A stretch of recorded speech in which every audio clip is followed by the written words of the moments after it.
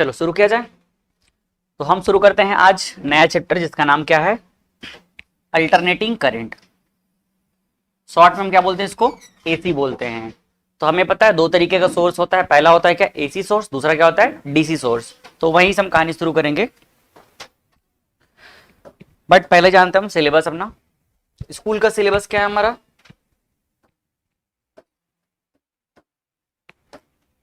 ये स्कूल का syllabus. Alternating current जानेंगे, पीक वैल्यू क्या होता है, आरएमएस वैल्यू क्या होता है, वोल्टेज और करंट दोनों का ही, आरएमएस और पीक, आरएमएस पीक एवरेज ये तीनों ही जानेंगे हम लोग।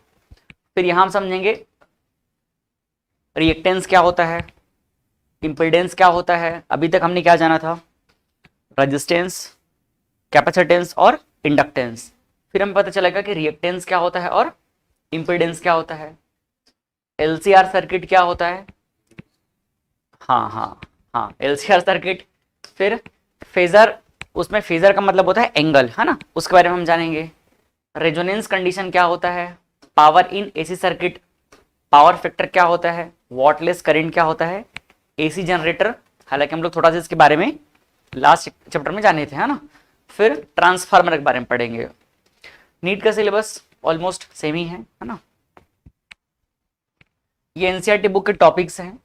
AC voltage applied to a resistor, मतलब एक सिंगल रजिस्टर में जो हम अभी तक के जो पढ़ते थे डीसी था, अभी तक हम लोग जो बैटरी लगाते थे ना क्या था वो डीसी था। अब हम किसकी बात करेंगे, एसी वोल्टेज की। Representation of AC current voltage bye rotating vector phasor, मतलब वो फेजर डायग्राम। तो थोड़ा वेक्टर का कॉन्सेप्ट यहाँ पर आएगा।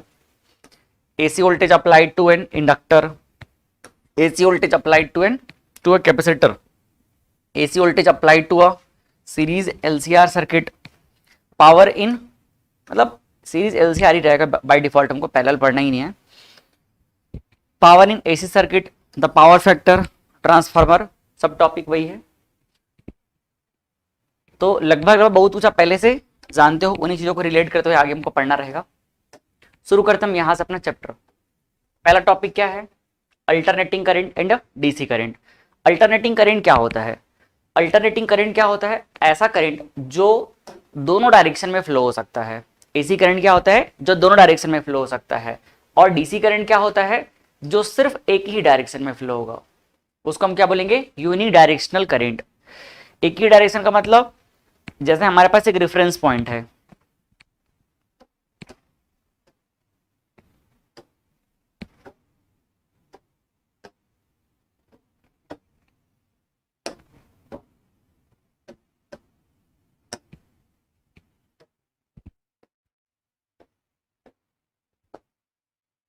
मान लो time T equal to zero पे, time T equal to zero पे करंट का यहाँ पर कोई मैग्नीट्यूड है 5 एम्पियर है, ये करंट हो गया।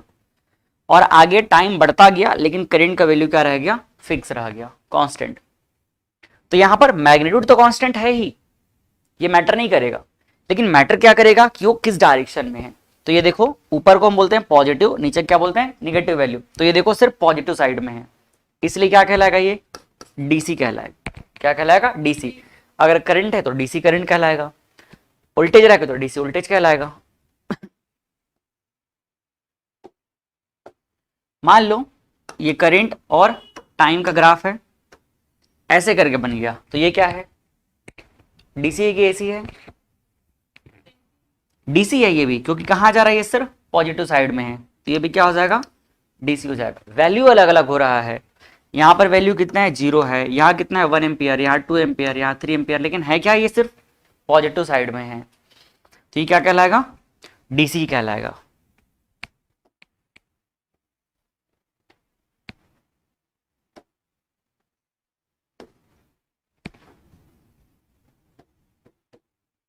ये 0 है, इधर निगेटिव, इधर क्या है पॉजिटिव है। ये इस तरह से अब करंट है, करंट का जो वैल्यू है उसको प्लॉट करने पे ग्राफ ऐसा मिला, इसको हम लोग क्या बोलते हैं, साइनसोइडल ग्राफ बोलते हैं। क्या बोलते हैं, साइनसोइडल, साइन का ग्राफ है। तो ये करंट आई और ये क्या हो जाएगा, टाइम टी। ये क्या कहलाएगा बताओ, ये क्या कहलाएगा, एसी। करंट का वैल्यू पॉजिटिव में भी है निगेटिव में भी है, इसलिए क्या कहलाएगा, ये एसी कहलाएगा ये। तो एसी और डिफरेंस में थोड़ा सा आपको डिफरेंस क्लियर हुआ होगा। एसी जो है दोनों डायरेक्शन में रहेगा और डीसी क्या रहेगा, एक ही डायरेक्शन में रहेगा। ठीक है, और जैसे एक दो एग्जांपल अगर मान लो देखना हो तो,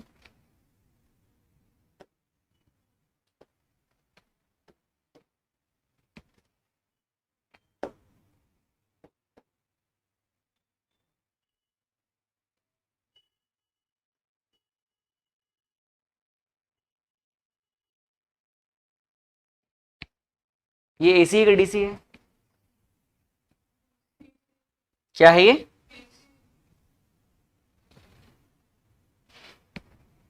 अच्छा इसका इक्वेशन बता देता हूं मैं। इक्वेशन होता है I current is equal to होता है, ये जो वैल्यू दिख रहा है इसको पीक बोलते हैं हम लोग। आप लोग पढ़े होगे एसएचएम में थोड़ा सा इसके बारे में कुछ, और 10th 9th में भी हम लोग पढ़े इसके बारे में कि ये जो वैल्यू होता है क्या कहलाता है, ये इसका पीक वैल्यू कहलाता है, एम्पलीट्यूड कहलाता है, ये जो हाइट है वो। तो इसको हम लोग मान लेते हैं लेट सपोज आई नॉट, और ये निगेटिव क्या हो जाएगा, माइनस में आई नॉट। ठीक, तो इसका इक्वेशन बनता है I is equal to I naught और क्या हो जाएगा, sine omega T, sine omega T, जहां टी टाइम होता है लेकिन ओमेगा टी दोनों किसको रिप्रेजेंट करते हैं, एंगल को रिप्रेजेंट करते हैं एक साथ। ये किसको रिप्रेजेंट होता है, एंगल, ये होता है एंगल।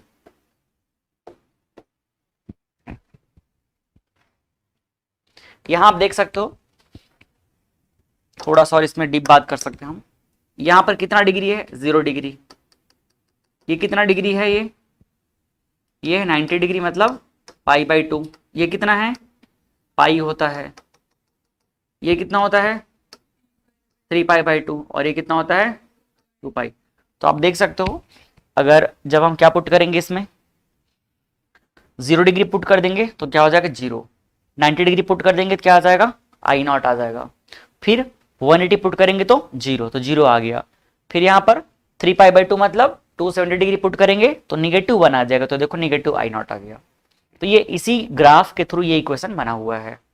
ठीक है, या इक्वेशन के थ्रू ग्राफ बना हुआ है। जब हम इसकी बात करेंगे, मान लो इसको थोड़ा सा और हम डिटेल में बात कर सकते हैं, जैसे ये वाला वैल्यू और ये नीचे का वैल्यू, दोनों को हम लोग एज्यूम कर लेते हैं कुछ अपने मन से। लेट सपोज ये कितना है, 25 एम्पियर है, और ये कितना है, 5 एम्पियर है। और ये जो बीच का वैल्यू है, जहाँ ये बीच वाला दिख रहा है, इसको अपन कितना मान लेते हैं, दोनों का एग्जैक्ट डिफरेंस कितना आ जाएगा, 15 ले लें, 15 ले लेते हैं, है ना, 15 लेंगे तो बीच में आ जाएगा। ठीक है, ये ऐसा वैल्यू है, ये बीच का वैल्यू हो गया। पीक वैल्यू कितना है इसका, हाईएस्ट वैल्यू 25 और लोवेस्ट वैल्यू कितना है 5। तो क्या होगा, ये एसी के डीसी, एक्चुअल में ये है एसी प्लस डीसी या डीसी प्लस एसी, दोनों का क्या है, ये मिक्सचर है ये। ठीक है, ये दोनों का क्या मिक्सचर है। जैसे इसका इक्वेशन अगर हम बनाना चाहें तो इक्वेशन क्या बनेगा, आई इज इक्वल टू हो जाएगा, I is equal to 15 plus 15 plus 10 plus 10 10 sine omega T. ये देख लो, ये इक्वेशन बन जाएगा, है ना। चेक करें, ये इक्वेशन वेरीफाई करते हैं। 8 टी इज इक्वल टू 0 पे, सॉरी टी इक्वल टू 0 ना लेके अपन, हाँ टी इक्वल टू 0 ले सकते हैं। तो टी इक्वल टू 0 मतलब यहां पर T equal to 0, T equal to 0 पे देखो कितना हो जाएगा, टी इक्वल टू 0, ये अपन सीधा ओमेगा टी लिख लें, omega T equal to 0 degree कितना हो जाएगा, I is equal to 15 plus, हाँ तो सीधा 0 कितना आ जाएगा, 15 हो जाएगा। तो ये जो 15 है ना, ये एक्चुअल में यहां से स्टार्ट होगा ऐसे थोड़ा सा, ये ऐसे कर लो। ठीक है, 15 से स्टार्ट हुआ 0 पे। अब ले लेते हैं क्या, omega T is equal to 90 degree. तो 90 डिग्री पे ये कितना वैल्यू आ चुका है, पीक वैल्यू देखो 15। तो I is equal to 15 plus 10 into 1 मतलब 25। तो देखो 25 आ चुका है। ठीक है, और third value omega T equal to मान लेते हैं कितना 180 या फिर क्या बोल सकते हैं, पाई बोल सकते हैं। तो आई इज इक्वल टू फिर कितना हो जाएगा, आई इज इक्वल टू कितना हो जाएगा 15 प्लस 0, तो अगेन कितना आ जाएगा 15 आ जाएगा। कोई दिक्कत?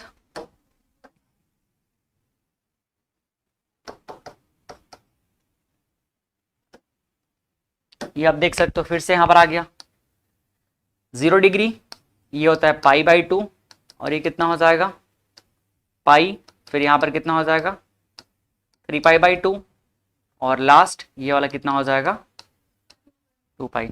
अब हम देखते हैं कितना पे, omega T equal to 3 pi by 2, 3 pi by 2 का मतलब कितना होता है 270, तो यहाँ पर आई इज इक्वल टू कितना आ जाएगा 15 माइनस 10, क्योंकि -1 हो जाएगा ना, साइन 270 मतलब -1, तो आई इज इक्वल टू कितना होगा, आई इज इक्वल टू 5 हो जाएगा, 5 एम्पियर। देखो 5 आ गया।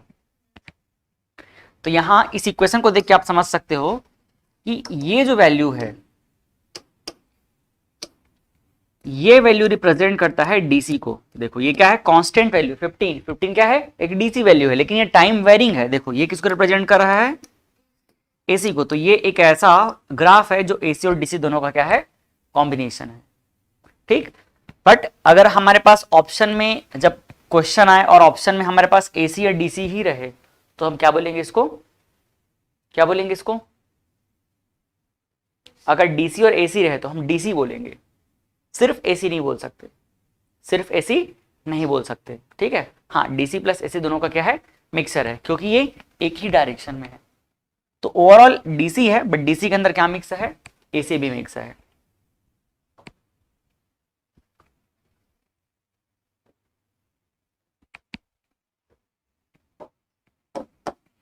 जैसे एक दो ग्राफ और देखते हैं हम।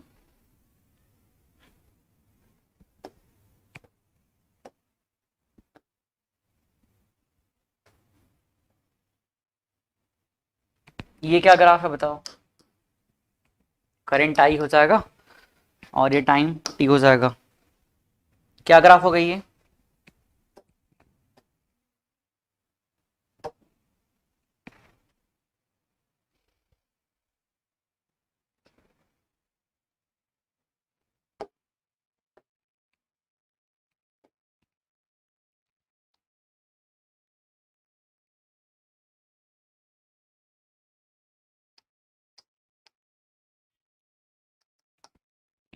हाँ ये क्या है, ये डीसी है और ये भी क्या है, डीसी है, ठीक है। इसको हम लोग पल्सेटिंग डीसी के नाम से भी जानते हैं। ये जब हम लोग रेक्टिफायर पढ़ेंगे, एक टॉपिक आता है, तो रेक्टिफायर में जो हाफ वेव रेक्टिफायर होता है उसी का ये आउटपुट होता है, ये half wave rectifier, half wave rectifier. Semiconductor करके एक चैप्टर आता है, उसी में पढ़ते हैं रेक्टिफायर।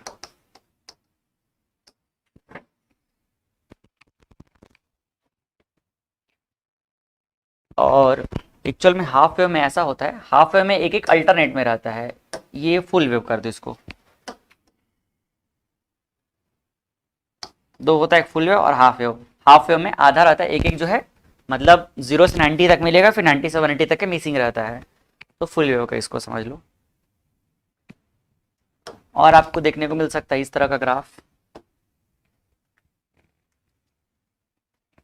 देखो 0 से लेकर के 90 तक के यहाँ मिल जाएगा, फिर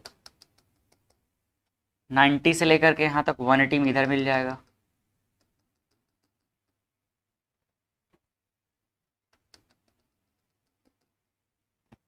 ऐसा ग्राफ, ठीक।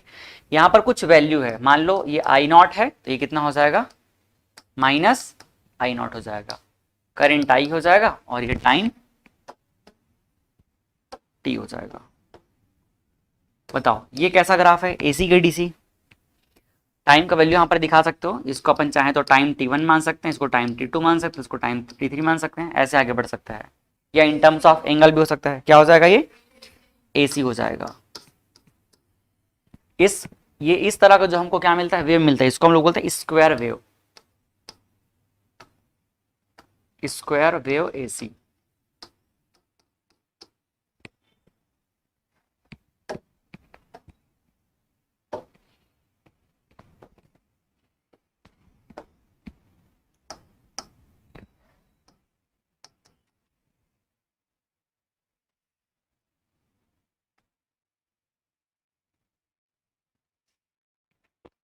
ये क्या ग्राफ है, ये एसी होगा ये भी, इसको हम बोलते हैं ट्रायंगुलर वेव।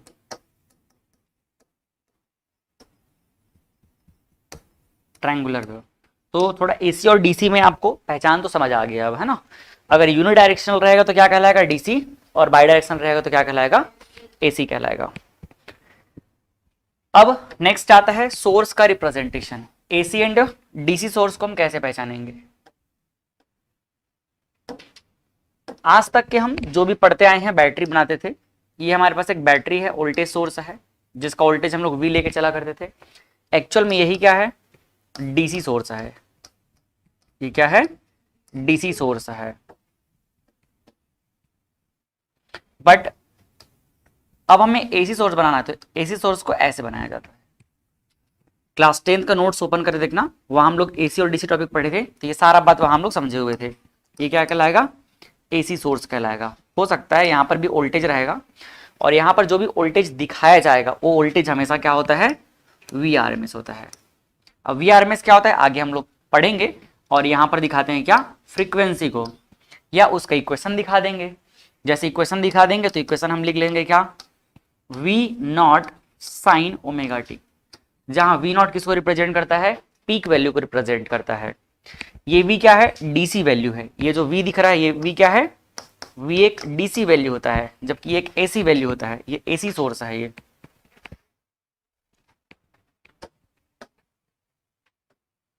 डीसी सोर्स,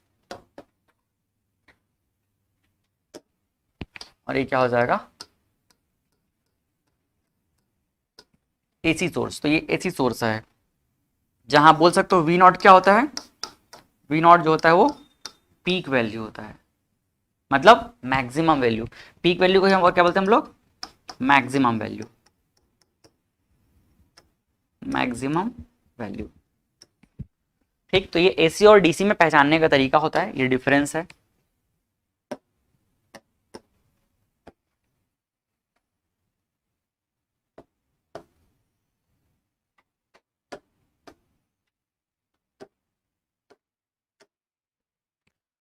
ठीक है, जैसे यहाँ पर ये प्लस को रिप्रेजेंट करेगा ये माइनस को, तो वैसे ही यहाँ पर भी एक प्लस होता है और एक क्या होता है, माइनस होता है।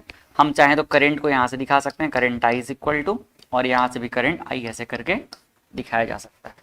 सेम, बस दिखाने का तरीका अलग होता है। नेक्स्ट आता है डिसएडवांटेज ऑफ डीसी। डीसी का डिसएडवांटेज क्या है, इसमें DC supply of constant voltage, जो डीसी वोल्टेज सोर्स होता है वहां जो वोल्टेज आएगा वो क्या रहेगा, एक फिक्स वैल्यू का आएगा। डीसी सप्लाई जो आएगा, मतलब जैसे कि मान लो V इक्वल टू 20 वोल्ट है, तो उससे कितना मिलेगा, 20 वोल्ट ही मिलेगा फिक्स। बैटरी का जितना पोटेंशियल रहेगा, पोटेंशियल डिफरेंस उतना ही सप्लाई होगा, तो बैटरी का वोल्टेज क्या रहेगा, फिक्स रहेगा। तो वहां से एक फिक्स वैल्यू ही डिलीवर होगा। अगर हम उसको कम ज़्यादा करना चाहें, ज़्यादा मतलब स्टेप अप, या हम उसको कम करना चाहें, स्टेप डाउन करना चाहें, तो स्टेप अप और step down of voltage is not possible in DC, but AC में हम ये चीज़ें कर सकते हैं। ठीक है, एसी में हम कर सकते हैं, डीसी में नहीं कर सकते। अगला इंपॉर्टेंट पॉइंट है power loss power loss is maximum in transmission. Transmission का मतलब क्या होता है, जब उसको हम एक जगह से दूसरी जगह ट्रांसमिट करना चाहते हैं तो वो किससे होता है, वायर के थ्रू होता है। जैसे जहां पर पावर सब स्टेशन की अगर हम बात करें तो सब स्टेशन से कहाँ आता है, ट्रांसफार्मर तक के आता है, और उस ट्रांसफार्मर के थ्रू फिर कहाँ आएगा, हमारे घर में आता है। तो यहाँ पर वोल्टेज में अंतर होता है। जहां पर सब स्टेशन के अंदर, जो सब स्टेशन में जो ट्रांसफार्मर होता है वहां तक जब पावर आता है, सब स्टेशन से जो ट्रांसफार्मर है वहां तक पावर आता है तो 11,000 वोल्ट का रहता है। कितना रहता है, 11,000। लेकिन जब वो ट्रांसफार्मर से हमारे घर में आता है तो कम होकर क्या जाता है, कितना, 220 वोल्ट। तो ऐसा क्यों होता है, क्योंकि भाई हमको तो अपने घर में कितने का जरूरत है, 220 वोल्ट का जरूरत है। लेकिन अगर जहां पर सब स्टेशन से ही अगर हमारे घर में सीधा 220 आ जाए तो बहुत ज्यादा लॉस हो जाएगा, एनर्जी का लॉस उस वायर के थ्रू बहुत ज्यादा हो जाएगा। बट अगर हम स्टेप अप कर देते हैं, उसको वोल्टेज को बढ़ा के ट्रांसमिट करते हैं, तो क्या हो जाता है, वहां वोल्टेज का मतलब वहां जो पावर का लॉस है, जो एनर्जी लॉस है वो कम हो जाता है ज्यादा वोल्टेज में। क्यों होता है ये आगे समझेंगे हम लोग कहानी को। लेकिन मेन में क्या समझाना चाह रहा हूं कि एसी है इसीलिए हम लोग पावर लॉस को बचा पा रहे हैं, क्योंकि उसमें हम लोग वोल्टेज को कम ज्यादा कर सकते हैं। वोल्टेज कम ज्यादा करने से क्या फायदा है, क्या नुकसान है, ये आगे हम समझेंगे कि कैसे कांस्टेंट मतलब वोल्टेज बढ़ाने से पावर लॉस कम हो रहा है, ये आगे की कहानी है, लेकिन फिलहाल ये समझना है कि ज्यादा वोल्टेज रहेगा, ज्यादा वोल्टेज से हम ट्रांसमिट करेंगे तो पावर लॉस कम होगा। तो उसके लिए क्या चाहिए, वोल्टेज को वेरी करते बनना चाहिए। तो हमारे घर से पहले जो ट्रांसफार्मर है वहां तक को आएगा तो कितना आएगा, वो 11,000 वोल्ट आएगा। फिर उस ट्रांसफार्मर से हमारे घर तक क्या आएगा, तो स्टेप डाउन होके आएगा।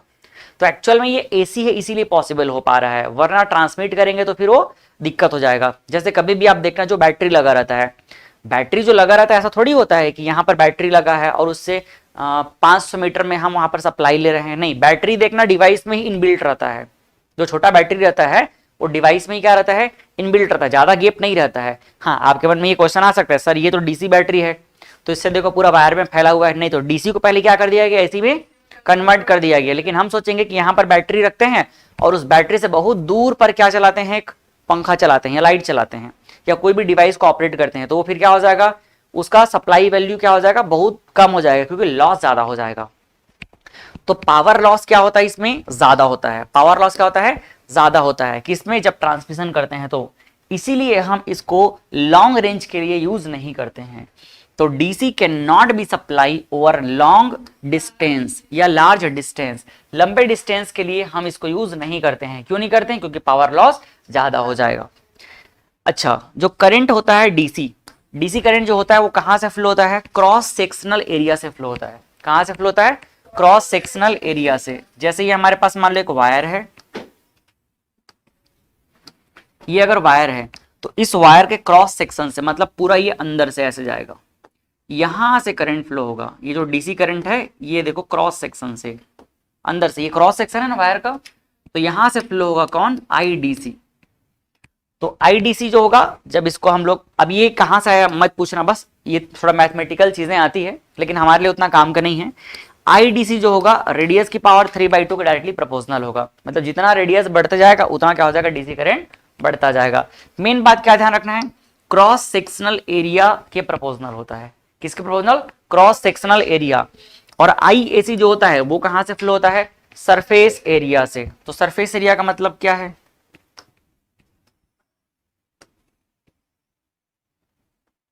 देखो सरफेस एरिया ये है, ये सरफेस है देखो, है ना।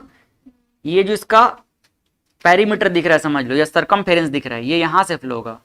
समझ आएगा सरफेस एरिया आपको, तो ये सरफेस एरिया से फ्लो होगा। और सरफेस एरिया जितना ज्यादा रहेगा एसी करंट उतना ज्यादा फ्लो होगा। अब यहां से एक बेहतरीन मैं आप लोगों को ऑब्जर्वेशन बता रहा हूं। कभी आप लोग वायर को खोल के देखे हो छील के, तो एक वायर के अंदर देखना मल्टीपल वायर रहता है, मल्टीपल वायर रहता है ना। एक वायर के अंदर मल्टीपल वायर रहता है। ये जैसे एक वायर है तो उस वायर के अंदर बहुत सारा छोटा छोटा ऐसे ऐसे वायर रहता है। तो इतना उसमें तकलीफ क्यों किया जा रहता है भाई, एक मोटा सा वायर तो वहां पर लगाया जा सकता है ना, लेकिन आप अपने घर में जो भी वायर है उसको छील के देखना, ऐसे रहता है बहुत सारा वायर, उसके अंदर छोटा छोटा पतला पतला रहता है। तो ऐसा क्यों हुआ रहता है, इतना मेहनत क्यों होता है उस चीज पे, समझ रहे हो। एकदम पतला पतला वायर, फिर उसको बंडल बना करके वायर के अंदर डाला रहता है। ये जितना ज्यादा उसमें क्या रहेगा, वायर रहेगा, तो उसके सरफेस ज्यादा। एक वायर देखो, ये एक वायर, ये एक मोटा सा वायर, और इस एक मोटे से वायर को बनाने के लिए हमने क्या किया, बहुत सारा ऐसे देखो पतला पतला वायर यूज किया। तो भाई इससे सरफेस एरिया क्या हो गया, बढ़ गया, कम नहीं हुआ है। सरफेस एरिया बढ़ गया, और सरफेस एरिया बढ़ा इसलिए क्या हो जाएगा, करंट जो है प्रॉपर फ्लो होगा, ज्यादा करंट फ्लो होगा उस वायर से। लेकिन अगर एक ही वायर रहेगा तो सरफेस एरिया क्या हो जाएगा, कम हो जाएगा। सरफेस से मतलब है, मोटाई से मतलब नहीं है। ये देखो ये सरफेस, ये सरफेस, ये जो दिख रहा है ये सरफेस, ये सरफेस, समझ आया ना। सरफेस उसके अंदर के मटेरियल से मतलब नहीं है, सरफेस मतलब ये समझ लो, जैसे कि ये है तो ये हो गया सरफेस,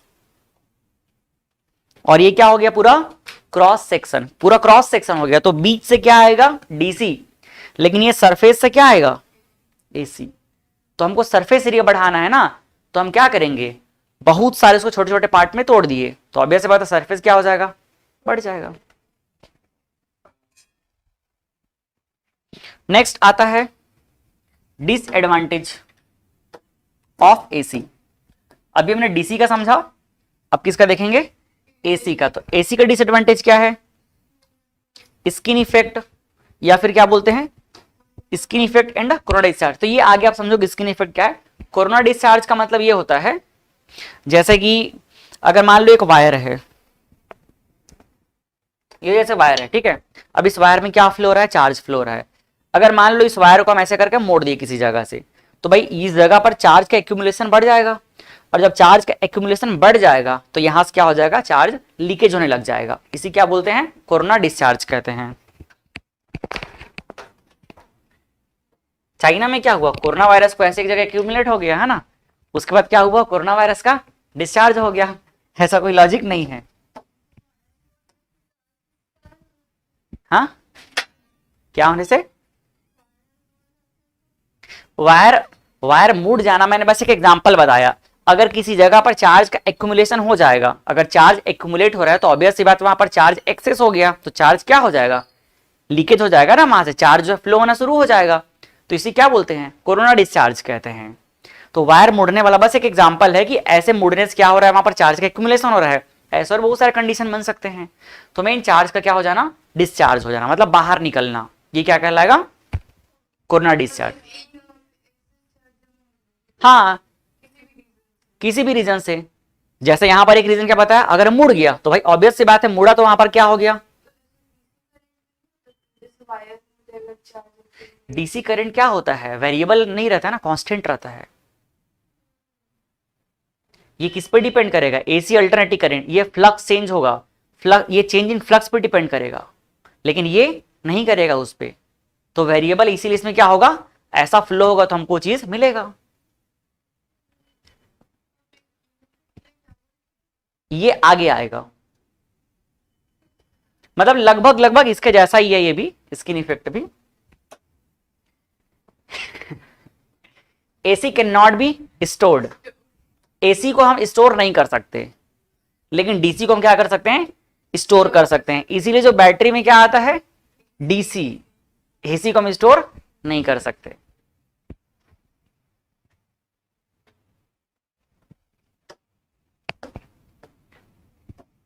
नेक्स्ट टॉपिक है मूविंग कॉइल गैल्वेनोमीटर एंड, फिर आगे बोलोगे है ना, मूविंग कॉइल गैल्वेनोमीटर, और दूसरा क्या है? Hot wire ammeter. देखो, मूविंग कॉइल गैल्वेनोमीटर का थोड़ा सा यहां पर हम अभी एप्लीकेशन समझेंगे। मूविंग कॉइल गैल्वेनोमीटर जो है, ये किस प्रिंसिपल पे काम किया था? टॉर्क ऑन, हाँ, torque on current carrying coil. जब एक मतलब करंट कैरिंग कॉइल में टॉर्क प्रोड्यूस होता है तो उससे क्या आएगा? डिफ्लेक्शन आएगा। इसी कॉन्सेप्ट पे काम करता था, ये हम जानते हैं। बट इंपॉर्टेंट बात ये है कि ये सिर्फ किसको मेजर करने के लिए काम आता है? सिर्फ डीसी का डिफ्लेक्शन बता सकता है। अब ऐसा क्यों?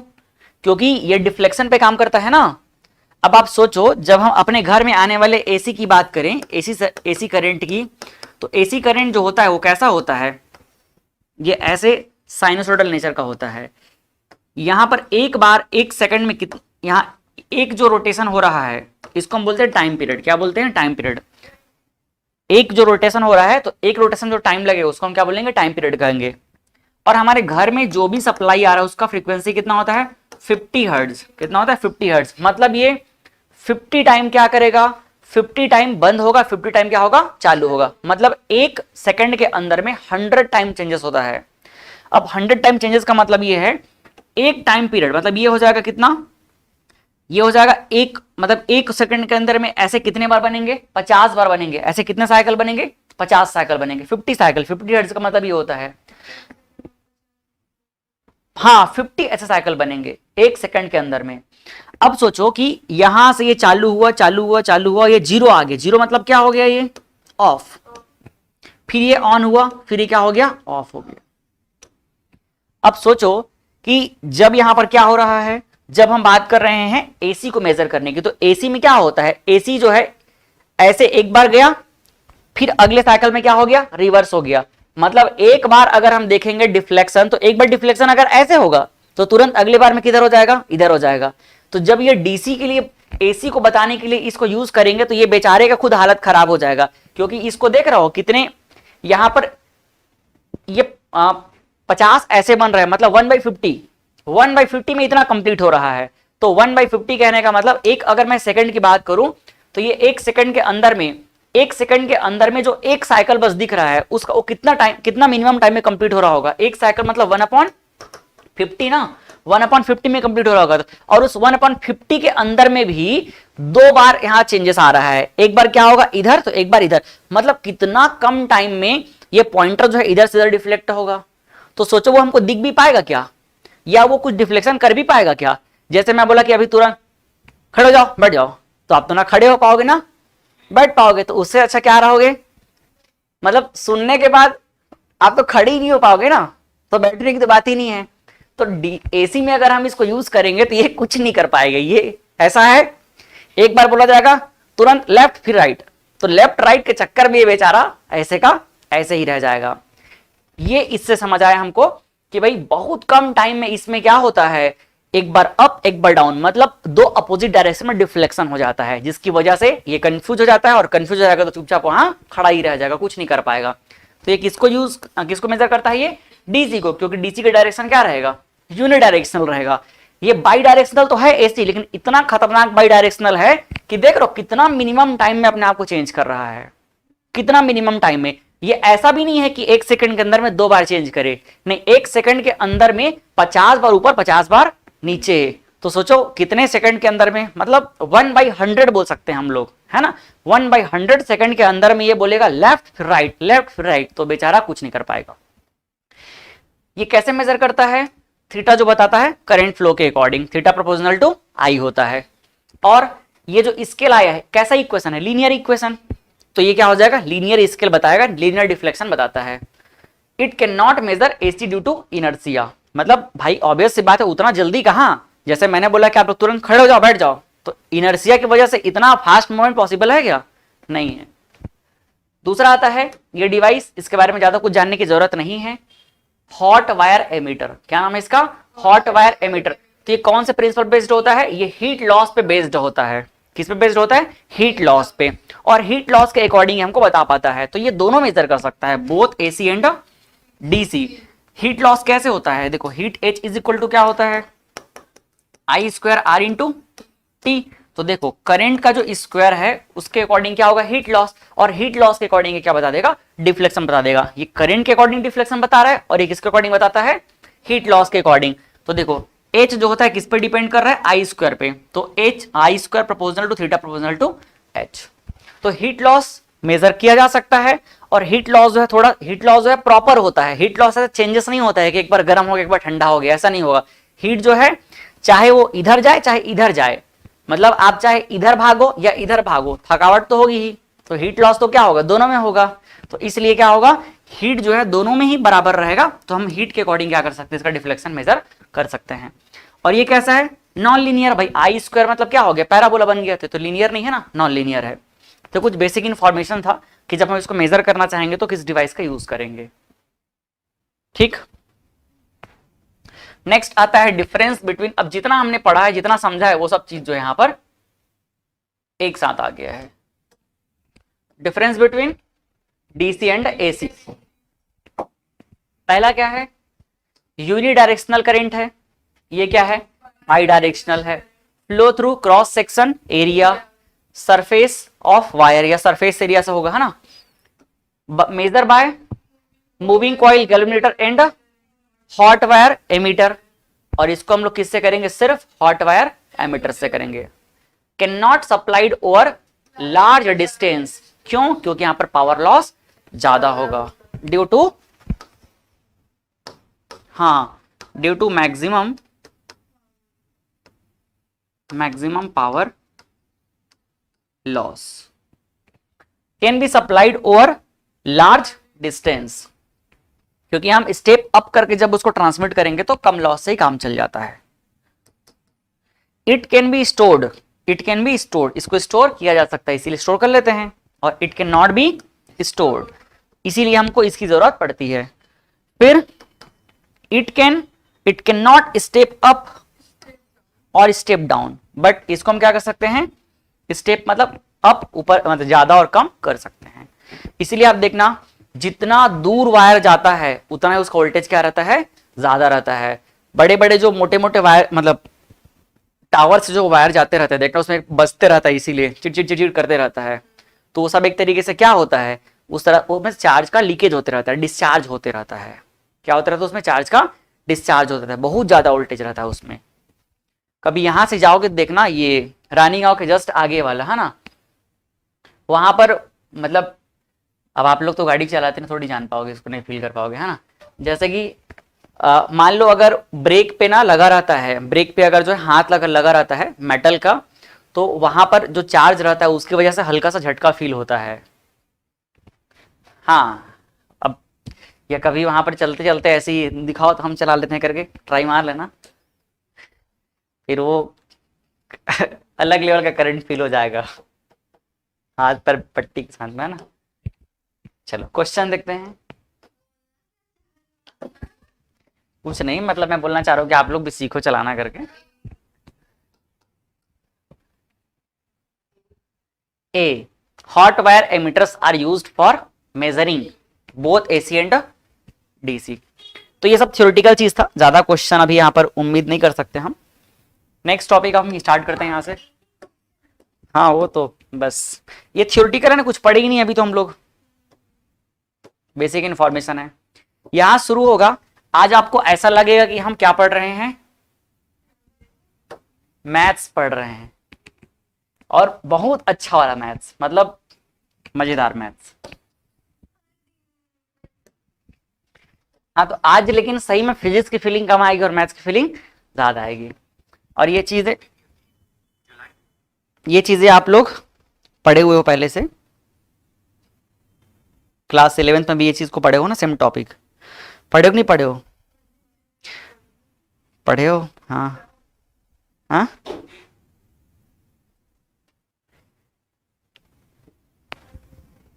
एवरेज करंट, एवरेज करंट क्या होता है, और ये टॉपिक 2-3 बार मैं खुद रिवाइज करा चुका हूं। एवरेज वैल्यू कैसे निकाला जाता है, किसी भी चीज का एवरेज वैल्यू अगर निकालना है तो कुछ नहीं करना है, उस वैल्यू को यहां पे रख दो और टाइम के रिस्पेक्ट में इंटीग्रेट कर दो, और क्या कर दो नीचे में फिर से टाइम के रिस्पेक्ट में, मतलब सिर्फ इंटीग्रेशन ऑफ टाइम कर दो। जैसे हमको निकालना है, मान लो एवरेज वैल्यू किसी भी चीज का निकालना है, लेट सपोज हमें निकालना है एवरेज वैल्यू ऑफ ए, तो ए का क्या कर देंगे हम यहाँ पर इंटीग्रेशन कर देंगे टाइम के रिस्पेक्ट में, और नीचे क्या हो जाएगा dt। ठीक, अगर हमको अब करंट का निकालना है तो करंट का कैसे निकालेंगे, इसको मैं इधर कर देता हूं थोड़ा, आई एवरेज इक्वल टू, हम वहां से निकाल सकते हैं चाहे तो, क्या होता है चार्ज अपॉन टाइम, तो delta Q upon delta T, या इसी को हम क्या बोल सकते हैं, इसी को हम बोल सकते हैं डेल्टा क्यू। कैसे निकाला जा सकता है, डेल्टा क्यू निकाला जाता है आई इंटू डी टी, मतलब ये क्या बताता है, चार्ज बताता है area under I T graph, तो ये हो जाएगा आई इंटू टी का इंटीग्रेशन अपॉन क्या हो जाएगा डेल्टा टी, मतलब क्या हो जाएगा डी टी। कोई दिक्कत, जहां ये आई क्या होता है इंस्टेंटेनियस वैल्यू होता है, आई क्या होता है instantaneous current, instantaneous current value. तो इसको निकालने का बड़ा ही आसान तरीका है, बस इतना ही कर देंगे फिर निकल जाएगा। इस पे 1-2 क्वेश्चन देख लेते हैं। ये कहां पढ़े थे टॉपिक याद है, जब हम लोग क्या पढ़ रहे थे, कौन सा चैप्टर पढ़ रहे थे, करंट इलेक्ट्रिसिटी, तो बहुत सारे क्वेश्चन सॉल्व किए थे इस पे।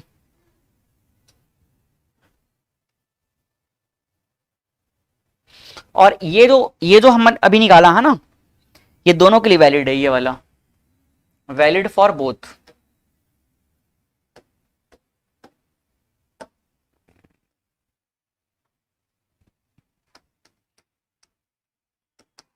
वैलिड फॉर बोथ, चाहे हम एसी के लिए बात करें या डीसी के लिए, बोथ एसी एंड डीसी। इसी में एक छोटा सा और लेते हैं हम लोग, लेट हम ये मान लेते हैं कि अगर instantaneous value, if I instantaneous जो वैल्यू है ये क्या है, या तो वेरिएबल हो सकता है या तो कांस्टेंट हो सकता है ना। हम ये मान लेते हैं कि इसका वैल्यू क्या हो गया कांस्टेंट हो गया, लेट ये क्या हो गया आई इंस्टेंटेनियस जो है वो क्या हो गया आई कांस्टेंट वैल्यू हो गया। तो अगर ये आई कांस्टेंट हो गया तो देखो क्या लिखेंगे हम लोग आई एवरेज। अच्छा एक चीज और बता रहा हूं, ये जो एवरेज वैल्यू है ना ए, इसको हम लोग ऐसे लिखते हैं क्या, शायद इससे ज्यादा याद आ जाएगा आप लोगों को। ए है तो इस ए को ऐसे करके बॉक्स में लिखते हैं, ऐसा बताया था ना, ये ऐसे भी लिखते हैं एवरेज को, नहीं बताया था, जा करके देखना नोट्स में। एवरेज को दिखाने का तरीका ये भी एक होता है, या तो ऐसे लिख दो या फिर ऐसे लिख दो, दोनों का मतलब सेम होता है। आई एवरेज इक्वल टू क्या हो जाएगा, आई इंस्टेंटेनियस अगर क्या हो गया, आई कांस्टेंट हो गया, तो देखो कांस्टेंट मतलब क्या हो जाएगा, बाहर निकल जाएगा, आई कांस्टेंट वैल्यू हो गया और ये हो जाएगा डी टी अपॉन क्या हो जाएगा, डी टी। तो यहां से आई कांस्टेंट बाहर निकल जाएगा और ऊपर क्या रह जाएगा, डी टी, नीचे क्या हो जाएगा, डी टी। तो ये डी टी और डी टी क्या हो गया, पूरा कैंसल हो गया, तो बच क्या आ गया सिर्फ, मतलब आई इंस्टेंटेनियस अगर कांस्टेंट हो जाएगा तो उस केस में ये आई कांस्टेंट एक्चुअल में क्या कहलाएगा, आई एवरेज कहलाएगा। इसीलिए बहुत जगह पर हम लोग डायरेक्टली आई इंस्टेंटेनियस को क्या मान लेते हैं, आई एवरेज। कब मानते हैं, जब वो कांस्टेंट रहता है। तो ये देख लो, जब हमारे पास करंट का वैल्यू क्या रहेगा, कांस्टेंट रहेगा, तो वही एक्चुअल में क्या कहलाएगा, एवरेज वैल्यू कहलाएगा, क्योंकि तो वेरी कर ही नहीं रहा है। तो इस केस को ध्यान रखना, जब आई करंट कांस्टेंट रहेगा तो जो इंस्टेंटेनियस वैल्यू है वही क्या कहलाया जाएगा, वही कहलाया जाएगा क्या, एवरेज। तो तीनों को अब मैं एक साथ लिख देता हूं, या इसको यहां पर ऐसे कर देता हूं, आई कांस्टेंट और क्या हो जाएगा ये आई इंस्टेंटेनियस। क्या बात समझ आया कि नहीं आया, दिमाग से ऊपर चला गया। अगर इंस्टेंटेनियस वैल्यू जो हमको गिवन रहेगा वो क्या है, कांस्टेंट वैल्यू है। कांस्टेंट वैल्यू का मतलब जैसे 5 एम्पियर, 6 एम्पियर, 7 एम्पियर। वेरिएबल का मतलब क्या होता है, 5t, 7t स्क्वायर, 8t, मतलब इन टर्म्स ऑफ t रहेगा। लेकिन अगर वो कांस्टेंट है तो भाई देखो कांस्टेंट बाहर निकल गया ना, क्या उसका इंटीग्रेशन होगा, नहीं होगा। तो जो कांस्टेंट वैल्यू है वही एक्चुअल में क्या कहला जाएगा, एवरेज कहला जाएगा। ये बताना चाह रहा हूं, ठीक। लो एक क्वेश्चन आपके लिए, क्वेश्चन नंबर 2, जल्दी बताओ आंसर इसका, फॉर्मूला तो जान गए।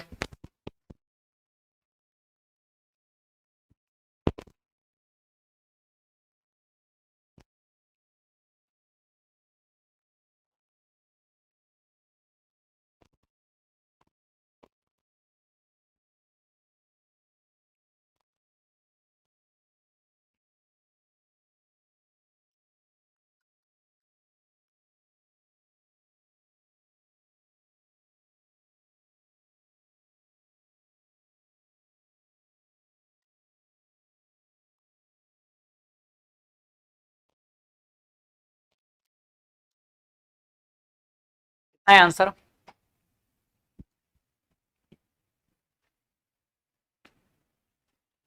कितना आया,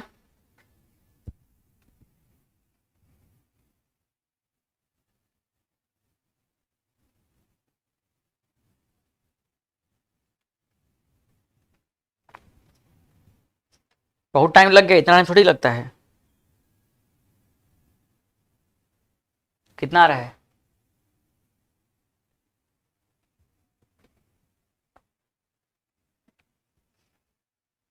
बताओ ना, अच्छा जवाब देते हो तो ना जल्दी।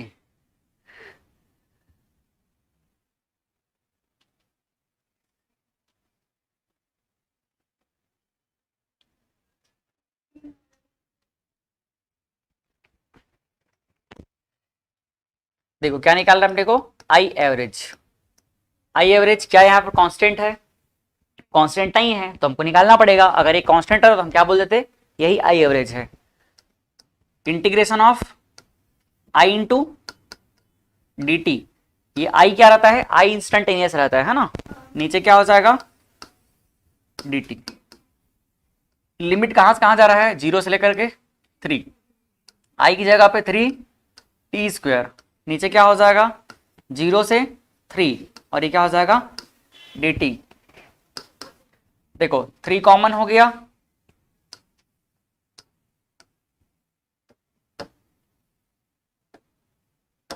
थ्री बाहर निकल गया, और ये इसका कितना हो जाएगा टी स्क्वायर का 3 टी की पावर 3 अपॉन 3, ये इंटीग्रेशन हो गया। नीचे देख लो क्या हो जाएगा, नीचे टी हो जाएगा, और लिमिट पुट करते हैं 0 से 3, यहां भी 0 से 3। ये 3 और ये 3 कैंसिल हो गया तो कितना हो जाएगा 3 की पावर 3 माइनस 0, तो कोई मतलब नहीं 0 का, ये भी क्या हो जाएगा 3 हो जाएगा ये, ठीक।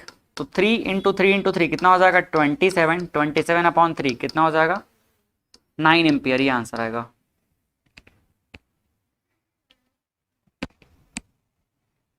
ठीक है, आया किसका इसका आ गया।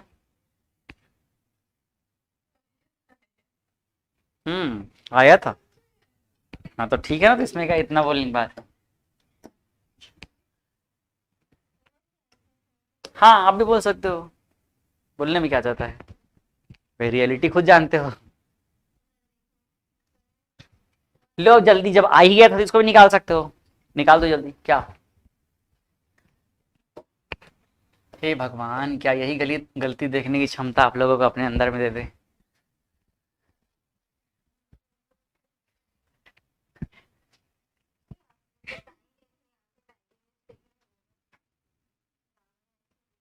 वाह, मैंने ये बोला कि मुझे बस बताना करके, मैं तो बोला कि आप लोगों को भी यही चीज मिल जाए। भाई मेरे को बता रहे हो, अच्छी बात है ये तो। हाँ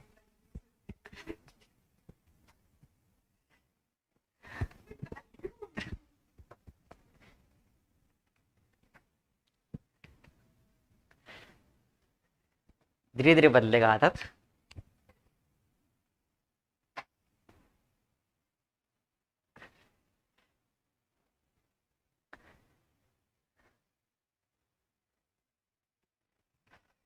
आ गया आंसर। कितना आ गया, हूँ बोले ना अभी।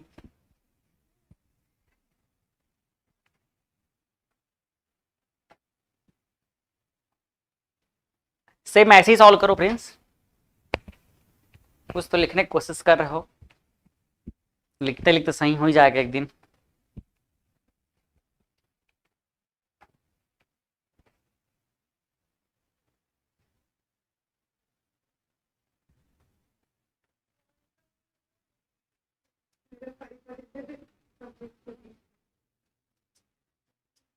चलो देखें क्या चाहिए, आई एवरेज, क्या टाइम करेंट कांस्टेंट है, नहीं है, निकालना पड़ेगा फिर।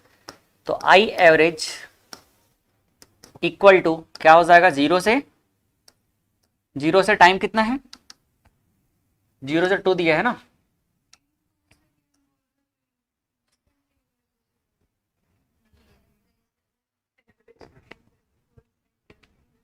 इन और एट का हम कॉन्सेप्ट समझे थे ना, एट मतलब क्या होता है इंस्टेंटेनियस, और इन मतलब क्या होता है तो 0 से कहा 2 सेकेंड पर 2t प्लस 3 और क्या हो जाएगा ये dt हो जाएगा,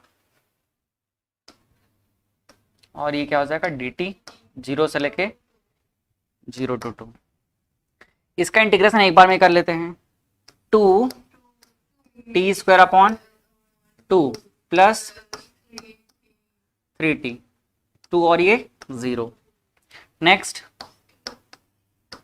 t 2 और क्या हो जाएगा 0।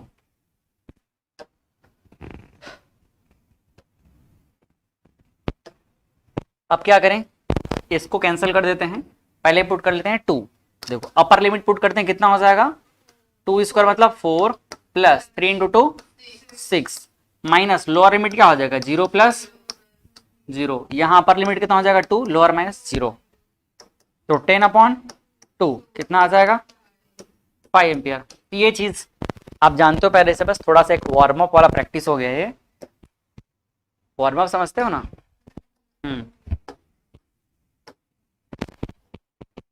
नेक्स्ट आता है आरएमएस वैल्यू, ये पढ़े हो क्या पहले, हाँ फिजिक्स में पढ़े होगे ना।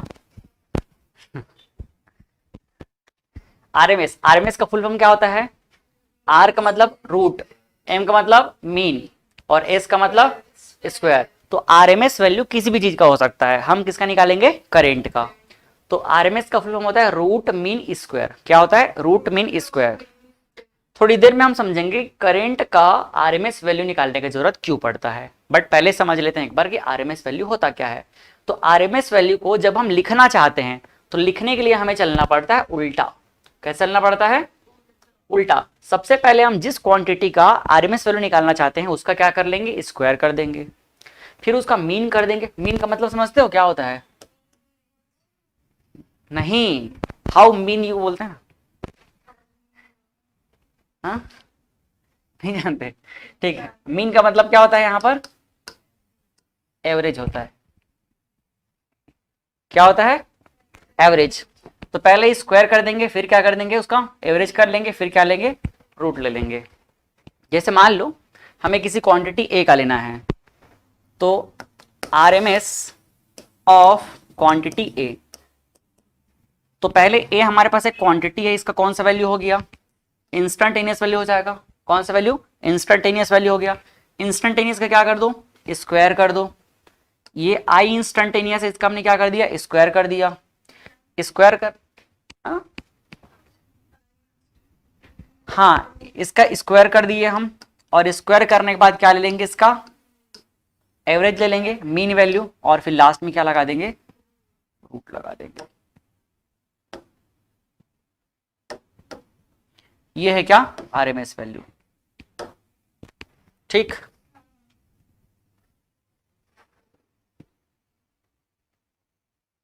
जैसे मान लो हम करंट का निकालना चाहते हैं, तो करंट का कैसे निकालेंगे? सीधा क्वेश्चन से ही सॉल्व करें, थोड़ा ज्यादा समझ आएगा, बट आप चाहो तो लिख सकते हो आई आर एम एस करके। I R M S is equal to, let suppose हमारे पास इंस्टेंटेनियस करंट क्या है? आई है। तो आई क्या हो जाएगा? आई, और आई का क्या हो जाएगा? स्क्वायर, और यहां पे क्या लगा दो? इसका रूट लगा दो। तो आई स्क्वायर, ये वैल्यू क्या कहलाएगा? या आप थोड़ा सा और डिटेल में अगर जाना चाहो तो ऐसे जा सकते हो। देखो एवरेज क्या होता है? एवरेज को हम लोग इस तरह से लिखते हैं ना, कहाँ गया कहाँ गया, इस तरह से, ऐसा भी लिख सकते हैं, थोड़ा सा ज्यादा अच्छा लगेगा आपको।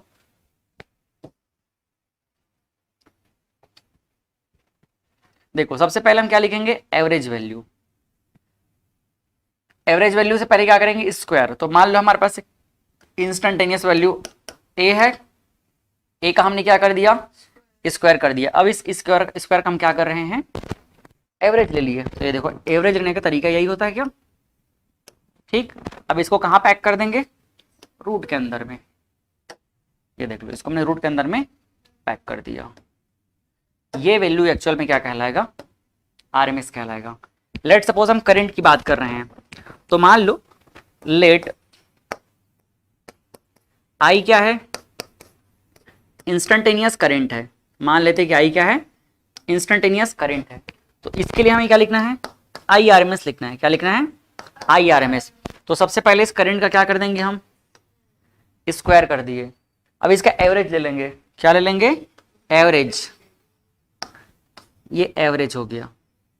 ऐसे लेते हैं क्या एवरेज? भाई पहले हम लोग आई का लेते थे, अब किसका ले रहे हैं? आई स्क्वायर का ले रहे हैं। अब इसके बाद क्या कर देंगे? रूट लगा दी। बस यही क्या कहलाता है? आरएमएस वैल्यू कहलाता है। इस तरह से आरएमएस वैल्यू निकाला जाता है। ठीक है, एक आध क्वेश्चन देखा जाए, लिखोगे उसको? लो चलो मैं सॉल्व करके बता देता हूं। क्वेश्चन नंबर 3 4 होगा, लिख लो, चलो लिख लो, बोल दो इसी चक्कर में नहीं बन रहा है करके। हाँ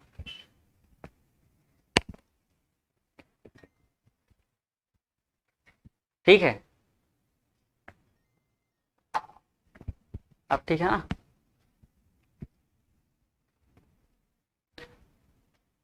एक लिख लो बस इसको, ये तो दोनों सेम ही चीज है ना।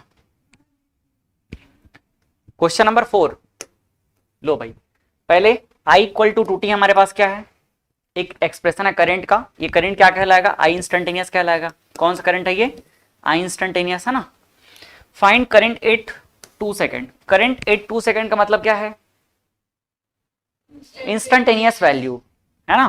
तो first at t equal to 2 second, मतलब सीधी सी बात है, आई क्या चाहिए अपने को?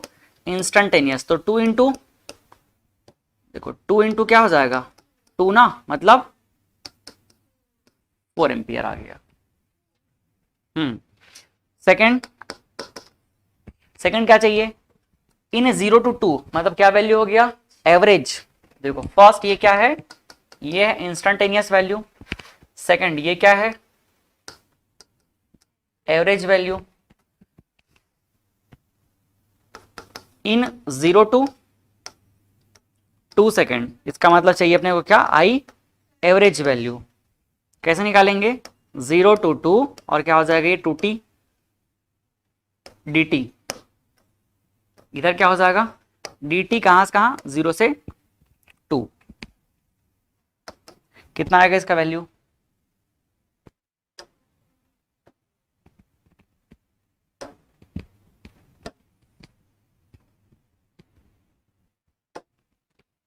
टू बाहर निकल गया और ये कितना हो जाएगा टी स्क्वायर अपॉन 2, 2 और ये हो जाएगा 0, नीचे कितना आ जाएगा t 0 to 2।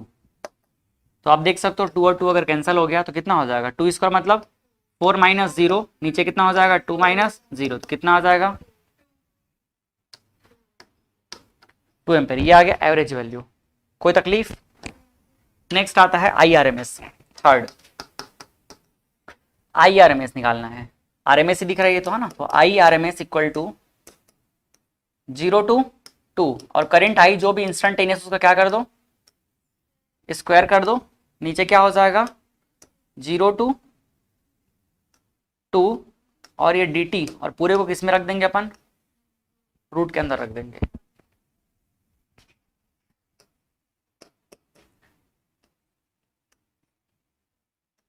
Zero to two, I instantaneous कितना हो जाएगा 4t का स्क्वायर, 4t स्क्वायर और क्या हो जाएगा dt, नीचे क्या हो जाएगा, हाँ t हो जाएगा, और ये 0 to 2, 4 कॉमन, 4 में से क्या बाहर निकल जाएगा 2, नहीं अभी तो इंटीग्रेशन नहीं किया, नहीं चलो एक बार मैं रूट को रखता हूं, 4 हो जाएगा और ये t की पावर 3 अपॉन 3, लिमिट क्या रखेंगे 0 से लेकर के 2, और ये कितना हो जाएगा 2 माइनस 0। नेक्स्ट 4 बाहर कर दूं क्या, या 4 बाहर नहीं करूंगा तो ऐसे ही रख लेता हूं अभी, 4 हो जाएगा, नीचे क्या हो जाएगा 3 स्क्वायर मतलब नहीं 3 बस है ना, तो 4 अपॉन 3 इंटू क्या हो जाएगा 2, यहाँ t की पावर 3 पुट करते हैं, तो t की पावर 3 में क्या पुट करेंगे अपर लिमिट, तो क्या हो जाएगा 2 मतलब 8 हो जाएगा। चेक करें 2 1 जा और 2 4 जा, तो एक 4 बाहर निकल गया, तो आंसर क्या आ जाएगा IRMS 4 अंडर रूट 3, ये आंसर है। लो भाई ऐसे निकाला जाएगा, समझ आया क्या, यहां पर कहां पे तकलीफ आप लोगों को हो सकती है ऐसा लग रहा है, कैलकुलेशन पूरा सब कुछ है ऐसा नहीं बोलना, कैलकुलेशन के अंदर बताओ एग्जैक्ट कहां पर इंटीग्रेशन में दिक्कत हो सकती है, कि ये सब लिमिट को पुट करने में दिक्कत हो सकती है, कि जोड़ घटाओ गुणा भाग मल्टीप्लाई डिवाइड ये सब में दिक्कत हो सकती है, या ये रूट को सॉल्व करने में दिक्कत हो सकती है, कहाँ हो सकता है लगता है आपको,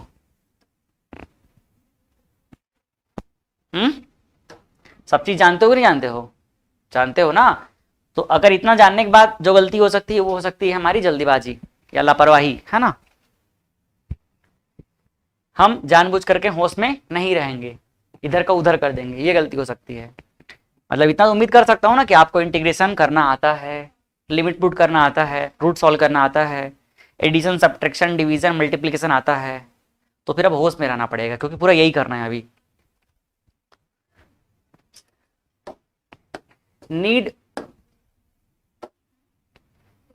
need of RMS current, of लगा दो यहां पे, need of RMS current, RMS current निकालने की जरूरत क्यों पड़ी, मतलब हम आरएमएस एवरेज करंट निकाल रहे थे, तो एवरेज का मतलब समझते हैं हम लोग, एवरेज किसको रिप्रेजेंट कर रहा है, एवरेज रिप्रेजेंट कर रहा है एरिया को, एक तरीके से देखा जाए तो। मान लो हम एक ग्राफ बनाते हैं, साइनसोइडल ग्राफ कैसे बनता है, ये इस तरह से बनता है, ये हो गया क्या करंट, ये क्या हो गया टाइम, आईटी ग्राफ किसको रिप्रेजेंट करता है? IT graph current into time का ग्राफ, एरिया को। आप देखो अगर हम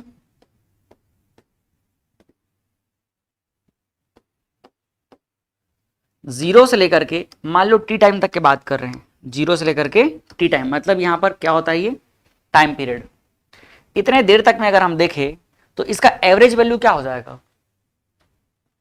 क्या हो जाएगा एवरेज वैल्यू? ये पॉजिटिव और ये नेगेटिव, जीरो। समझ आया? तो इस अगर ग्राफ का मैं एवरेज वैल्यू देखूं तो एवरेज वैल्यू क्या मिल रहा है? तो इससे हमको ऐसा लग रहा है कि भाई करंट तो कुछ आ ही नहीं रहा है, एवरेज वैल्यू क्या हो गया? जीरो। बट जब हम इस करंट के फ्लो होने की वजह से आगे इंपैक्ट देखते हैं तो इस करंट की वजह से हीट तो आता है, हीट क्या जीरो होगा? नहीं होगा। और उसी हीट के बेस पे तो उसको मेजर किया जाता है। तो एक्चुअल में एवरेज वैल्यू से हम हीट का कैलकुलेशन नहीं कर सकते। क्यों नहीं कर सकते? क्योंकि एवरेज वैल्यू हमको रिजल्टेंट क्या दे रहा है? जीरो दे रहा है। इसीलिए हम क्या निकालेंगे? इसका स्क्वायर वैल्यू निकालेंगे। हीट क्या होता है? हीट होता है आई स्क्वायर आर टी। तो ये एच किस पे डिपेंड कर रहा है? आई स्क्वायर पे। तो जब हम लोग आई स्क्वायर निकालेंगे तो भाई निगेटिव निगेटिव क्या हो गया? पॉजिटिव। तो हमें क्या निकालना पड़ेगा? स्क्वायर करके निकालना पड़ेगा। और स्क्वायर करके जब वैल्यू निकालते हैं तो वैल्यू क्या कहलाता है? आरएमएस वैल्यू कहलाता है। मतलब हमें अल्टीमेटली करंट ही चाहिए ना, तो करंट निकालने का तरीका क्या है? एक तो क्या कर दो? स्क्वायर कर दो। स्क्वायर के बाद उसका क्या कर दो? एवरेज कर दो। और एवरेज के बाद क्या कर दो? रूट कर दो। कहने का मतलब हमारे पास आई करंट चाहिए था और आई करंट वापस मिल गया। देखो आई करंट था अपने पास ना, क्या था अपने पास? I current. ये देखो आई करंट था। आई करंट को हमने क्या किया? आई करंट को हमने स्क्वायर किया। क्या किया? स्क्वायर किया। स्क्वायर करने के बाद इसका हमने क्या किया? एवरेज किया। ये एवरेज है। और एवरेज करने के बाद क्या कर दिया? रूट से बाहर निकाल दिया। तो अल्टीमेटली क्या निकलेगा? हमको क्या मिलेगा? आई ही तो मिलेगा। आई ही तो मिलेगा। इसका बिल्कुल तरीका ऐसा ही है कि घुमा फिरा के वहीं पहुंचा दिया, लेकिन घुमाने फिराने का प्रोसेस क्या हो गया? बदल गया। बदल गया इसीलिए हमको उसका इंपैक्ट दिख गया। भाई हमने आई लिया था सिंगल, एक बार स्क्वायर कर दिया। जैसे ये समझो कि मैं 4 का क्या कर दूं? अगर स्क्वायर कर दूं और वापस 4 का क्या कर दूं? 4 की स्क्वायर करने के बाद इसका मैं क्या लगा दूं? रूट लगा दूं। मेरे पास 4 था, 4 का मैंने स्क्वायर किया और स्क्वायर का फिर से रूट कर दिया, तो अल्टीमेटली आएगा क्या बाहर? 4 ही आएगा। तो ये वैसा ही है, हमने जो करंट लिया उस करंट का डायरेक्ट एवरेज अगर निकालते तो क्या हो जाता? क्या हो जाता? जीरो। लेकिन हम उसका क्या कर दिए? स्क्वायर कर दिए।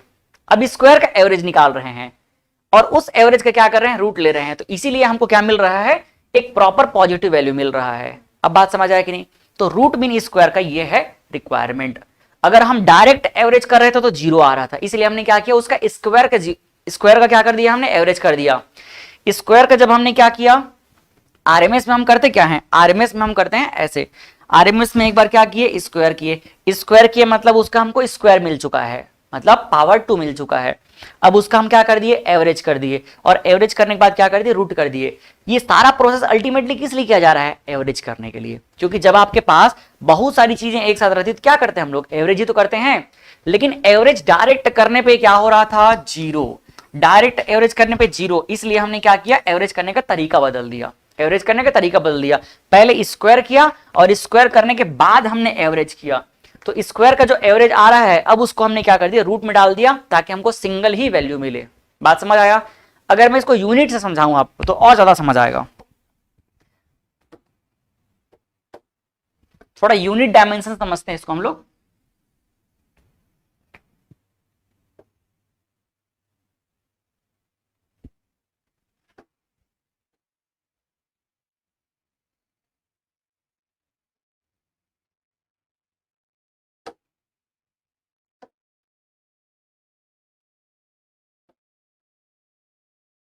देखना एकदम बढ़िया से ना। हम क्या किए? सबसे पहले करंट लिए। करंट का यूनिट क्या होता है? एम्पियर। अब उसको स्क्वायर कर दिया तो स्क्वायर करने पे यूनिट क्या हो गया? एम्पियर का स्क्वायर। एवरेज किए तो अभी भी क्या है? एम्पियर का स्क्वायर। और लास्ट में जब रूट किए तो क्या हो जाएगा? तो एम्पियर से एम्पियर तक हम पहुंच गए। बस यहां पर हमने एवरेज करने के लिए स्क्वायर का हेल्प लिया। क्यों लिया स्क्वायर का हेल्प? समझ आ गया? अगर हम डायरेक्ट एवरेज कर रहे हैं तो नेट क्या मिल रहा है अपने को? जीरो मिल रहा है, अब जीरो नहीं मिलेगा, अब उसका वैल्यू मिलेगा और उसको फिर हम लोग क्या करेंगे, यहां पर हीट के थ्रू समझ सकते हैं।